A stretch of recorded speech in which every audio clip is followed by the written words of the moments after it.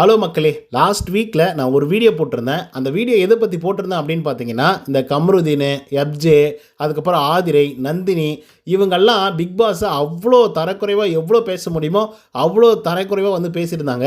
அப்போவே நான் சொன்னேன், பிக் பாஸ் கண்டிப்பாக இதுக்கு ஒரு மிகப்பெரிய அளவில் வார்னிங் கொடுக்கணும். அட்லீஸ்ட் விஜய் சேதுபதியாவது வார்னிங் கொடுத்து வெளியே போகிறவங்க கிளம்பி போயிட்டே இருக்கடா, உள்ளே உட்காந்துக்கிட்டு குறை சொல்லாதீங்க அப்படின்னு சொல்ல வைக்கணும் அப்படின்னு சொல்லி நான் ஒரு வீடியோ போட்டிருந்தேன். ஆனால் அதை பிக் பாஸும் பண்ணல, அதே மாதிரி விஜய் சேதுபதி அவர்களும் பண்ணல.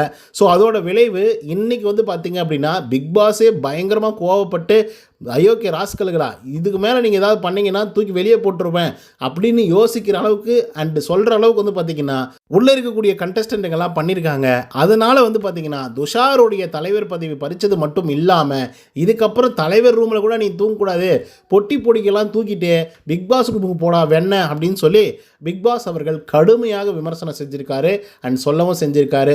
ஸோ அதெல்லாம் என்ன, ஏன் இவ்வளோ தூரம் கோவப்பட்டார் அப்படிங்கிறத பற்றி இந்த வீடியோவில் முழுசாக வந்து பார்க்கலாம். ஸோ இந்த வீடியோக்கு போகிறதுக்கு முன்னாடி நம்மளோட சேனலை சப்ஸ்கிரைப் பண்ணாதவங்க சப்ஸ்கிரைப் பண்ணி வச்சுக்கோங்க. பக்கத்தில் ஒரு பெல் ஐக்கான் இருக்கும், அதையும் ப்ரெஸ் பண்ணி ஹாலில் போட்டுக்கோங்க. அப்போ தான் நாங்கள் அப்டேட் பண்ணுற ஒவ்வொரு விஷயமும் உங்களுக்கு நோட்டிஃபிகேஷன் வந்து சேரும். ஸோ வாங்க இந்த வீடியோக்கு நம்ம வந்து போகலாம்.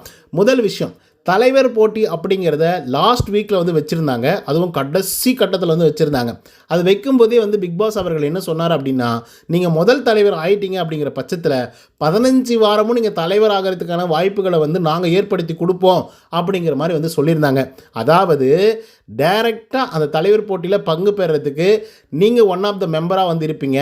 மீதம் யாராவது செலக்ட் ஆகி வரக்கூடிய ஆட்கள் கூட நீங்கள் மோதி உங்களால் முடிஞ்சால் அந்த வாரத்துக்கான தலைவராக நீங்கள் இருந்துக்கலாம் அப்படிங்கிற மாதிரி பிக் பாஸ் அவர்கள் வந்து சொல்லியிருந்தாப்புல. ஸோ அப்படின்னா என்ன மீனிங்னா, 15 வாரத்துக்கும் இவரால் முடியும் அப்படின்னா அவரால் 15 வாரத்துக்கும் தலைவராக இருக்க முடியும் அப்படிங்கிறது தான் அர்த்தம். ஆனால் அதே போல் டாஸ்க்கை வச்சாங்க. துஷார் அவர்கள் வந்து வெற்றி பெற்றார், தலைவராகவும் ஆனாரை தவிர அரோரா சிங்க்லர் கூட மட்டும்தான் சிங்க் ஆகிட்டு இருக்கார தவிர மற்றபடிக்கு வேறு எந்த வேலையும் ஒழுங்காக செய்யலை அப்படிங்கிறது தான் உண்மை. இப்போ குறிப்பாக சொல்லணும் அப்படின்னு பார்த்தீங்கன்னா, நேற்றுக்கு நைட்டு சில கான்வர்சேஷன்லாம் அரோரா அவர்களுக்கும் துஷார் அவர்களுக்கும் மிகப்பெரிய அளவில் நடந்துட்டு இருந்துச்சு. சொல்லப்போனால் அதெல்லாம் 18+ கண்டென்ட்டு, அதை பற்றிலாம் பெருசாக வந்து கேட்க முடியாது, பேச முடியாதுன்னு வச்சுக்கோங்களேன். அந்த விஷயங்கள்லாம் இவங்க ஒரு சில விஷயங்கள் மட்டும்தான் பேசுகிறாங்க. ஒரு சில விஷயங்கள் குசு குசுன்னு பேசுகிறாங்க, ஒரு சில விஷயங்கள் மயக்க மறைச்சிட்டு வந்து பேசுகிறாங்க. இது வந்து பார்த்திங்கன்னா பிக் பாஸ் அவர்கள் நோட் பண்ணிகிட்டே தான் வந்து இருந்துட்டுருக்காங்க. மற்றவங்களாம் தப்பு பண்ணால் கூட பரவாயில்ல, தலைவர் அப்படின்னு எதுக்காக சொல்கிறது, பிக் பாஸ்க்கு அடுத்தது அந்த வீட்டில் தலைவர் அப்படின்றவருக்கு தான் பொறுப்பு வந்து அதிகம். அண்ட் அவர் தான் எல்லாத்துக்கும் ரெஸ்பான்சிபிலிட்டியும் கூட. அங்கே ஒரு பிரச்சனை நடக்குது அப்படின்னாலையும் அவர் தான் ரெஸ்பான்சிபிலிட்டி, அதுக்கு ஒரு சொல்யூஷன் சொல்லணும் அப்படின்னாலையும் தலைவர் தான் வந்து ரெஸ்பான்சிபிலிட்டி. ஆனால் இவர் காதல் பண்ணுறாரு, காதல் பண்ணால் கூட பரவாயில்லைங்க, அவர் அடுத்த கட்டத்துக்கு வந்து போயிட்டாங்க. அதுதான் மிகப்பெரிய அளவில் பேசும் பொருளாக வந்து இருக்குது வெளி சைட்லேயும் கூட. இப்போ என்ன பிரச்சனை அப்படின்னு பார்த்தீங்கன்னா, இவங்க டாஸ்க்கெல்லாம் பண்ணி முடிச்சிட்டாங்க, அதுக்கப்புறம் சமைக்க வந்துட்டாங்க. ஸோ அந்த நேரத்தில் வந்து துஷார் அவர்களும் அதுக்கப்புறம் அரோரா அவர்களும் ஏதோ பேசிகிட்டு இருக்காங்க. துஷார் அப்போ வந்து பார்த்தீங்கன்னா மைக் வந்து போடல, ஆக்சுவலி சொல்லப்போனால் மைக் வந்து போடவில்லை. அரோரா போட்டுட்ருக்காங்க, ஆனால் குசு குசுன்னு பேசிகிட்டு இருக்காங்க. அப்போ கூட அரோரா அவர்கள் ஒரு சில வார்த்தைகள்லாம் பேசும் பொழுது மைக்கை வந்து மறைச்சிக்கிட்டு வந்து பேசுகிறாங்க. ஸோ இதெல்லாம் பிக் பாஸ் அவர்கள் வாட்ச் பண்ணிட்டு தான் வந்து இருக்கார். மனுஷன் வீட்டுக்கு போல் அதனால் பிக் பாஸ் வீட்டுக்குள்ளேயே இருக்கலாம் அப்படின்னு சொல்லி அவர் வந்து உட்காந்து பார்த்துட்ருக்காரு போல். அவங்க ஒய்ஃப் கூட என்ன சண்டைன்னு தெரில, அதனால் பிக் பாஸ் ஷோ வந்து பார்த்துட்ருக்காரு உள்ளே உட்காந்துக்கிட்டு. அப்போது பிக் பாஸ் வந்து துஷாருக்கு இன்டிமேட் பண்ணுறாரு. என்ன சொல்கிறாரு அப்படின்னா, துஷார் மைக்கை போடுங்க அப்படின்னு சொல்லி ஒரு தடவை சொல்கிறாப்புல. ஆனாலும் துஷார் அவர்கள் வந்து அந்த கண்டுக்கிற மாதிரி இல்லை.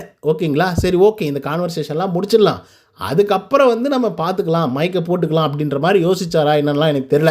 ஆனாலும் அவர் வந்து போடல.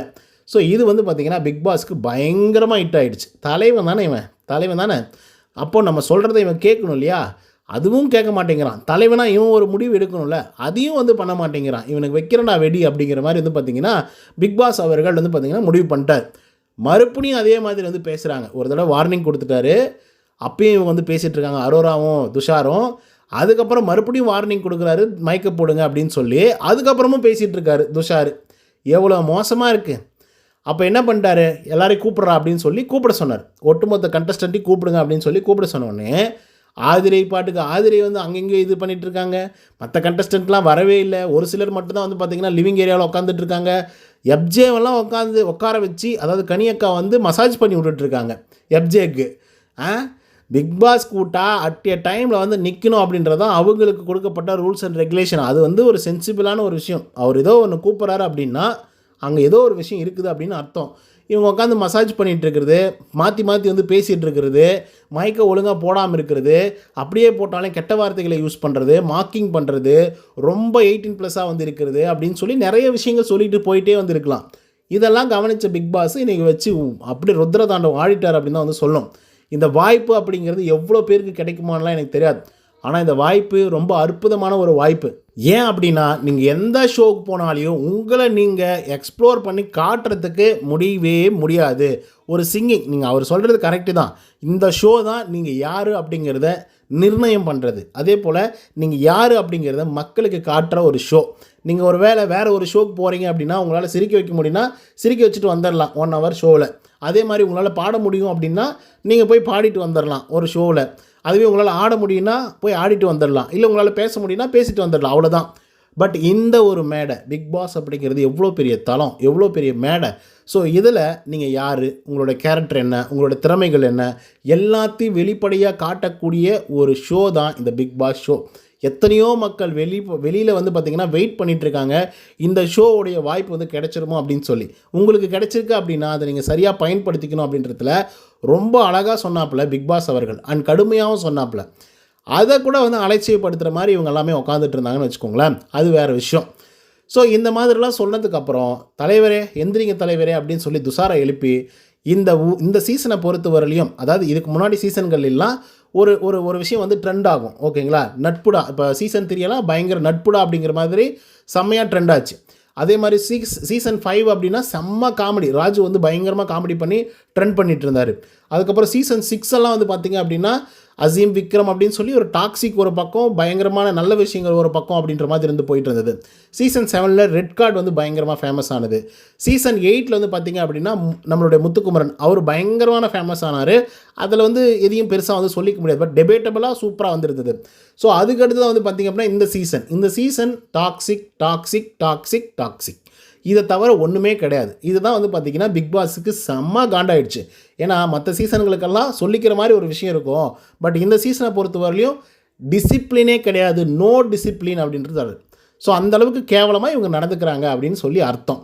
ஸோ இதனை தொடர்ந்து வந்து பார்த்திங்கன்னா துஷார், இங்கே இருக்கக்கூடிய ஆட்களுக்கு யாருக்குமே டிசிப்ளின் இல்லை, அதுக்கு நீயும் ஒரு காரணமாக இருக்க. ஏன்னா நீ தான் தலைவர், நீ தான் வந்து மைக்கு போடணும், அதை பண்ணணும், இதை பண்ணணும் அப்படின்றத கண்காணிக்கணும், வேலை செய்யணும். ஆனால் நீ என்னமோ உட்காந்துக்கிட்டு மொக்க போட்டுட்ருக்க அப்படின்ற மாதிரி பிக் பாஸ் அவர்கள், ஸோ உனக்கே டிசிப்ளின் இல்லாத ஒரு காரணத்தினால தலைவர் பதவியை நாங்கள் பிடுங்கிடுவோம் அப்படின்னு சொல்லி பிடுங்கிட்டாப்புல. அண்ட் அது தொடர்ந்து வந்து பார்த்திங்கன்னா இன்னொரு ஷாக்கிங்கான விஷயத்தையும் சொன்னார். அது என்ன அப்படின்னு பார்த்தீங்கன்னா, தலைவர் போட்டியில் பங்கு பெற்று தலைவர் ஆனீங்க, இப்போ தலைவர் பதவி பறிக்கப்பட்டது, அதனால் அடுத்த வாரத்தில் உங்களால் கேப்டன்சி டாஸ்கில் டைரெக்டாக செலக்ட் பண்ண முடியாது, ஸோ அதனால் நீங்கள் போராடி தான் வரணும் அப்படின்றதையும் வந்து சொல்லிட்டார். அண்ட் இதெல்லாம் தாண்டி இடியை தூக்கி போடுற மாதிரி என்ன சொல்லிட்டாருன்னா, நீங்கள் தலைவரே இல்லையே, அதுக்கு எதுக்கு தலைவர் ரொம்ப, இதுக்கப்புறம் ஒட்டுமொத்த ட்ரெஸ்ஸு எல்லாத்தையும் உங்களதெல்லாம் பேக் பண்ணிவிட்டு பிக் பாஸ் ஹவுஸ்க்கு வந்துடுங்க அப்படின்னு சொல்லி பிக் பாஸ் அவர்கள் வந்து பார்த்திங்க அப்படின்னா சொல்லிட்டாப்புல. உடனே துஷாருக்கு தூக்கி வாரி போட்டுருச்சு. பக்கம் அரோராவெல்லாம் ஒரு மாதிரி காண்டாயிட்டாங்க. ஐயோ நம்மளால தான் ஆகுது அப்படின்ற மாதிரி யோசிச்சாங்க. உண்மையாகவே உங்களால் தாங்க ஆகுது, என்னங்க பண்ணுறது அப்படிங்கிற மாதிரி வந்திருக்கு. ஏன்னா பையன் ஃபிசிக்கல் டாஸ்க்கெல்லாம் சூப்பராக பண்ணுறான். இன்றைக்கி கூட வந்து பார்த்திங்கன்னா இந்த மாஸ்க் அப்படிங்கிற ஒரு டாஸ்க் வந்து நடந்துச்சு இல்லையா, அந்த டாஸ்கில் செகண்டாக வந்தான், வெரி வெரி சூப்பராக வந்து விளையாடுறான். ஸோ அப்படி இருக்கும்போது இந்த மாதிரி பண்ணுறதெல்லாம் தப்பு. அதே மாதிரி அரோராவை மட்டுமே குறை சொல்கிறதும் தப்பு அப்படிங்கிறதையும் நான் வந்து தெரிவிச்சுக்கிறேன். ஸோ இதனை தொடர்ந்து லாஸ்ட் வீக்கில் வந்து பார்த்திங்கன்னா கம்ருதீன் ரொம்ப ஓவராக வந்து பேசினார். சொல்லப்போனால் திவாகரை வந்து வாடா போடான்றது, நொண்டிக்காலான்றது, ரொம்ப ரொம்ப மோசமாக வந்து பேச ஆரம்பித்தார், மார்க்கிங் பண்ண ஆரம்பிக்கிறது இதெல்லாம். அதுக்கப்புறம் எஃப்ஜே அவன் ஒரு பாட்டு பாடினான். அந்த லிரிக்ஸை வந்து நான் 2-3 வீடியோக்களில் கூட வந்து சொல்லியிருக்கேன். என்னது, ஏட்ட பரப்புறது பிக் பாஸோட கலாச்சாரம், அதுக்கு நீ பண்ணலாடா விபச்சாரம் அப்படின்ற ஒரு லிரிக்ஸை போட்டு ஒரு பாட்டு பாடினான். இது வந்து பார்த்திங்கன்னா எவ்வளோ அப்பன்சிவான ஒரு ஸ்டேட்மெண்ட்டு. அதுக்கப்புறம் ஆதிரை அவங்களுக்கு ஒரு டாஸ்க் கொடுத்தாங்க, மாஸ்க்கை போட்டுகிட்டே இருக்கணும் அப்படின்னு சொல்லி. அந்த டாஸ்க்கெல்லாம் என்னால் பண்ண முடியாது, பிக் பாஸ் டீமே வந்து மோசமாக நடந்துக்குது, அவங்களுக்கே ரூல்ஸ் அண்ட் ரெகுலேஷனாக என்னென்னு தெரியல, இவங்க யாராவது அருவக்கட்டத்தனமாக இந்த மாதிரி தருவாங்களா, அதே மாதிரி பிக் பாஸும் எதுவுமே ரிப்ளை பண்ண மாட்டேங்கிறாரு, அவருக்கு எதுவுமே தெரியலையாட்டம் இருக்குது அப்படின்ற மாதிரி பிக் பாஸை குறை சொல்கிறது, நீங்கள் வந்து ஓப்பன் பண்ணுங்கள் நான் போயிடுறேன் அப்படின்னு சொல்கிறதுன்னு சொல்லி இவங்கெல்லாம் அட்டகாசம் பண்ணிகிட்டு இருந்தாங்க. இன்னொரு பொண்ணு நந்தினி, என்னாலலாம் இந்த மாதிரிலாம் இருக்க முடியாது, இது ஒரு ரியாலிட்டி ஷோவே இல்லை அப்படின்னு சொல்லிட்டு போயிடுச்சு. அதனால் பிக் பாஸ் டென்ஷனாக கிளம்பிமா அப்படின்னு சொல்லிட்டு ஓப்பன் பண்ணி விட்டார் கேட்டை, அவங்க போயிட்டாங்க. ஸோ இந்த மாதிரி இவங்க ரொம்ப போராடி கஷ்டப்பட்டுட்டு தான் உள்ளே வந்திருக்காங்க பிக் பாஸ் வீட்டுக்கு. இல்லை இவங்க போராடாமலே டேரெக்டாக வாங்கம்மா நீங்கள்லாம் வந்துருங்க அப்படின்னு சொல்லி இவங்க கூப்பிட்டாங்களான்றது எனக்கு தெரியல. அதனால தான் இவங்க வந்து ரொம்ப அலட்சியமாக இருக்காங்களோ அப்படிங்கிற மாதிரி வந்து தோணுது. ஸோ இதெல்லாம் நல்லதுக்கு இல்லை. அதனால தான் பிக் பாஸ் அவர்கள் இவ்வளோ பெரிய வார்னிங் வந்து கொடுத்துருக்காங்க.